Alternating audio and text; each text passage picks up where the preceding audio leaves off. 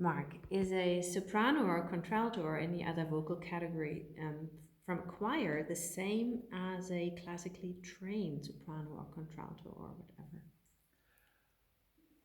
Okay, yes or no, depending. It doesn't have to be, and unfortunately, it often isn't. Often, people who sing soprano in a choir aren't real sopranos. They're maybe though a female voice that has a good connection to the upper part of their voice, not because they're really soprano, or they sing as altos in a chorus because they just sing the lower part because maybe they're not comfortable singing the upper line, the upper melody. It feels too high for them.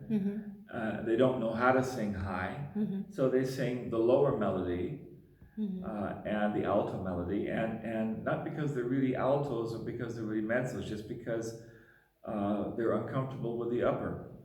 Well, so that brings us to what is it that we have in chord, because we have normally in a normal chord the standard distribution is soprano, alto, tenor, bass. Four, two upper voices for the female, two lower voices for the male, and it doesn't really mean soprano, alto, tenor, bass. What it really means is, for example, tenor bass means the tenors are the guys that sing the upper melody, and the bass are the guys that sing the lower melody. Oh, do regular choirs not have mezzos and baritone? Or does it depend?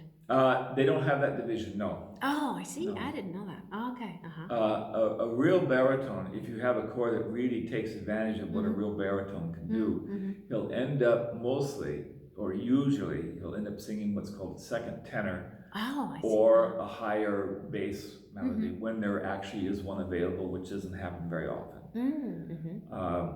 In traditional classical division of voice categories, we basically have three big ones, and that's soprano, mezzo soprano, and alto or contralto. Sorry, and for men, tenor, baritone, and bass.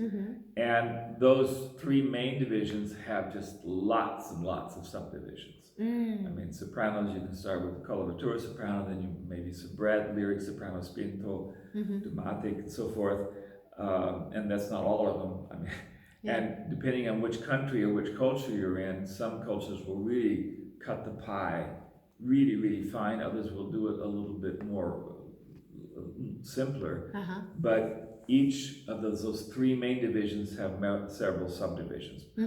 But a choir doesn't have three divisions, it has only two. Oh, I see. And so well, the women who sing the upper and the women who sing the lower. And the men who sing the upper and the men who sing the lower. Ah, I see. Okay. And usually and often it is so that that in a choir, the woman who is singing the soprano line is in fact a soprano. Okay, just because she feels more comfortable up there. But it could also mean just someone who has a mezzo or even a contralto that has a good connection to the upper part of her voice. And the same thing with the men. I knew a guy in Milano, in Italy, in Milan, who sang 10 years successfully as a professional tenor in a chorus, a professional chorus. They did a lot of recordings, a lot of concerts, and so forth. And he sang as a tenor in this chorus for 10 years, and was well paid to sing as a tenor. And he could sing very comfortably up to high B, just one note, one half tone below high C. So it was in a high register. Well, he didn't feel that something was quite right, though, about what he was doing, and he finally went to a teacher. He found a teacher that helped him to get out of what he was doing, because he had learned some technique, and he had found this thing that got him up in this upper. And it turns out he wasn't a tenor at all. He wasn't even a baritone. He wasn't even a bass baritone. He was a real bass. Oh, He was a real bass, beautiful bass voice. Oh, wow. And a lovely quality. And he had learned, though, through technique, which technique is often a manipulation, to sing in a very, very high, mixed kind of falsetto voice. Instead of singing, ah, he sang, ah. See, almost like a countertenor, but with a little bit more meat there in the sound. And it gave him the ability to sing sort of in this very, very high upper register, with this very, very light sound, a very light registration, we would call it.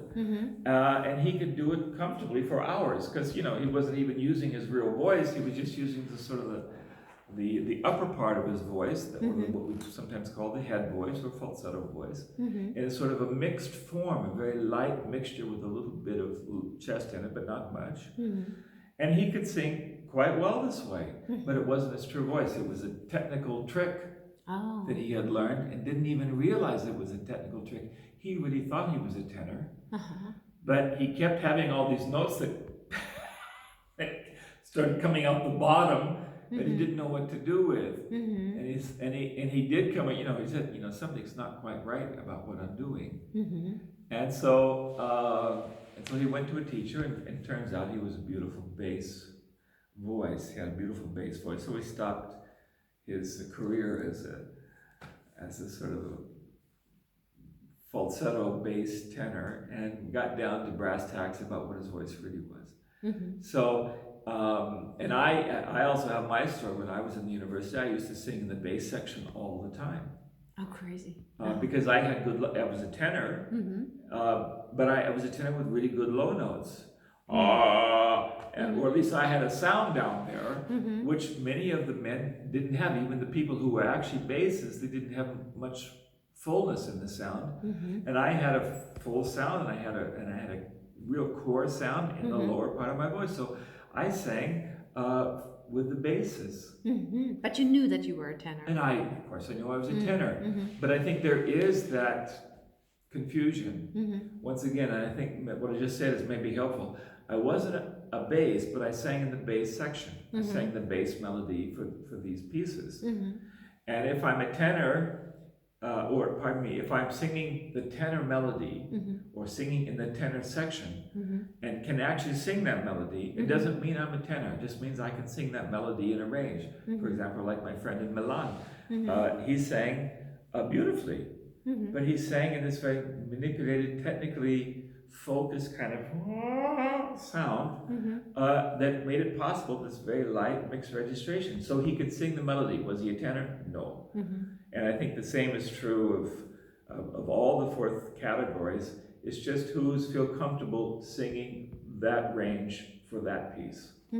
That's probably the best answer I can give. So sometimes yes, sometimes no.